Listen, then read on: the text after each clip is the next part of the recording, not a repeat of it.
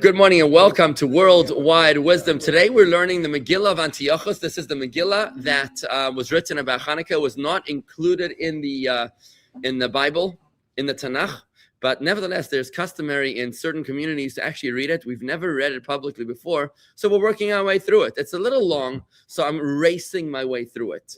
I'm hoping to finish it before the end of Chanukah, but it's longer than the Megillah of Esther, put it that way. But let's see, we started yesterday. We're going to keep on moving and see what happens. What happened was that the Maccabean sons rebelled against the Greeks in the land of Israel. They were trying to ban the observance of Judaism, not trying to kill the Jews.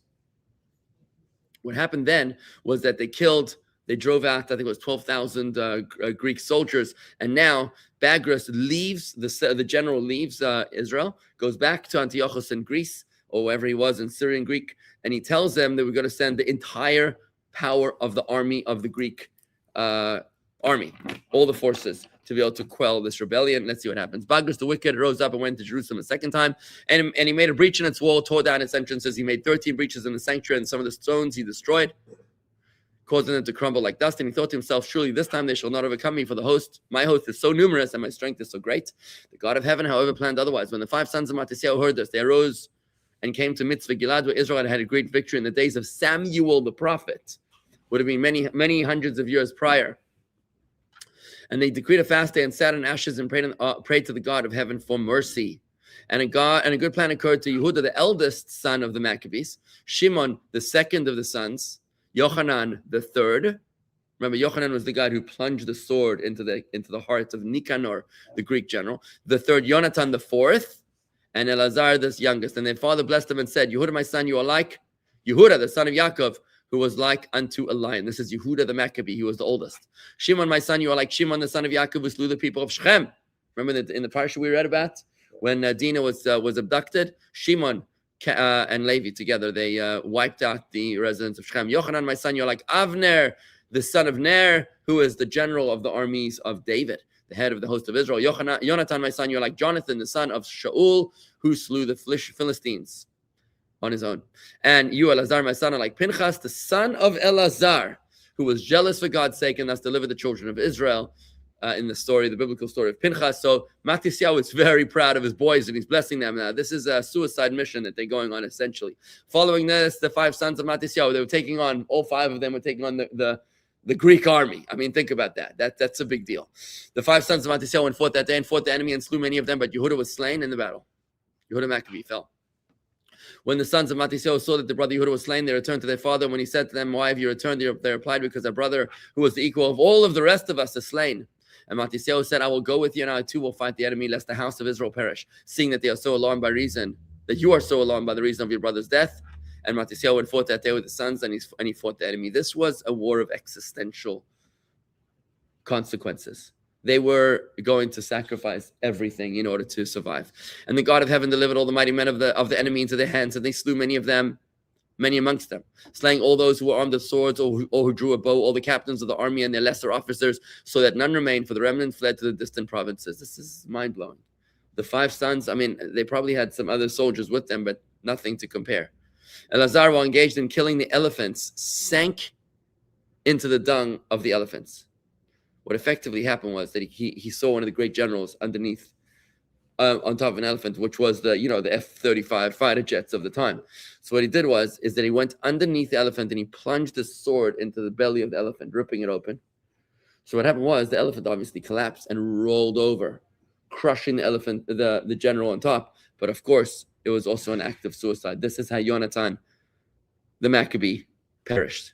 And when they returned, so that's what it says, he sank in the dung of the elephants. And when they're, because he have the guts to go in between the legs of the elephant of the general. He must have fought his way into there to the queen bee. I mean, that's courage like you've never heard of before. And when they returned from battle, they sought him and found him sunk in the dung of elephants. And the children of Israel rejoiced that their enemies had been delivered into their hands. Some of them they burned in fire, some they pierced with a sword, and some they hung upon the trees. And Bagras, who led his people astray, was burned by the house of Israel in fire. Can you imagine the general himself, Bagras?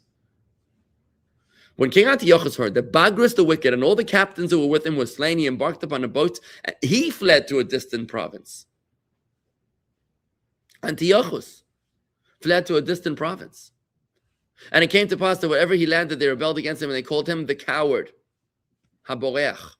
After these things, the sons of Hashmonai came into the sanctuary, restored the gates, repaired the breaches, and cleansed the hall of the dead and all of its impurity. And they sought pure olive oil with which to light the menorah, but they found only one light vessel, sealed with the seal of the high priest. And they knew it to be pure. And it contained but sufficient oil for but one day. Oh, I didn't realize. Doesn't it say in the Quran that one of you will chase 1,000 and so on? You know, Yes, it does say that. So there you have it. Maybe that's the prediction. It's exactly what it says. Yeah. Halavai, we should have it today. If only we would have it today. You know that. The one of us was able to chase 1,000. I think that's right about the odds of the anti-Semitism. Yep. We need about 1,000 to 1 in order to have an equal playing field right now. I didn't realize it's actually much shorter than I thought, this Megillah of Antiochus. It's just 79 verses, the whole thing. I thought it was 79 chapters, forgive me. All right, so we're almost done, right? And they saw pure olive oil with which to light the menorah, but they found only one little vessel, sealed with the seal of the high priest, and they knew it to be pure, and it contained but sufficient oil for one day. But the God of heaven, who caused his presence to dwell in the sanctuary, gave his blessing, and it sufficed to light the menorah for 8 days. Can you imagine the courage of the Jewish people? Not only did they have the courage to go into battle on a suicide mission, but also if you had oil to last one day, and you knew it would take 8 days to make new oil. It's interesting, the word shemen, oil in Hebrew, also means shmon, the same root as shmona, which is 8. Why did it take 8 days? Because they had to make it in a certain place. So it was 4 days away. So who would pour the whole thing on the first day? I mean, wouldn't you ration it out or something? It was tremendous faith that they exhibited, that they said, listen, we're pouring in all of our resources. They had discovered the essence of their soul. They were giving it all that they had in the war and now in the spiritual efforts. Now, it's very interesting that we learned this before, that the Greeks were not out to destroy Jewish people. They're out to destroy Judaism. Would you agree that that's exactly what the Intifada is doing right now against us? They attacked us on Simchas Torah 2 years ago. They attacked us on Yom Kippur in Manchester. They attacked us on Pesach a few years ago in Poway, Southern California. Chabad of Poway, remember that one? Yeah. They attacked us at the Tree of Life Synagogue in Pittsburgh. And now they attacked us on Chanukah. Isn't that interesting? They're not going for Jews. They're going for Judaism. They cannot stand our light.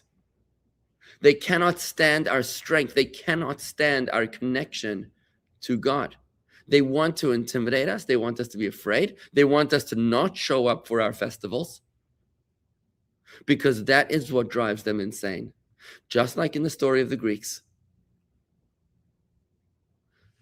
They were out to uproot Judaism. I believe that is what's happening today as well. If you connect the dots, look at what's happening. They're out to destroy Judaism, and that's why we need to double down and redouble our efforts even more, not only to ensure that our observance of Yiddishkeit is much stronger than before, but to spread that light, to spread that love farther, wider, taller, and bigger and better, because this is the only response. We've got to be like the Maccabees. You cannot cower. You've got to stand up. Folks, I've got to end it right now. Have a great day. We'll carry on tomorrow, God willing.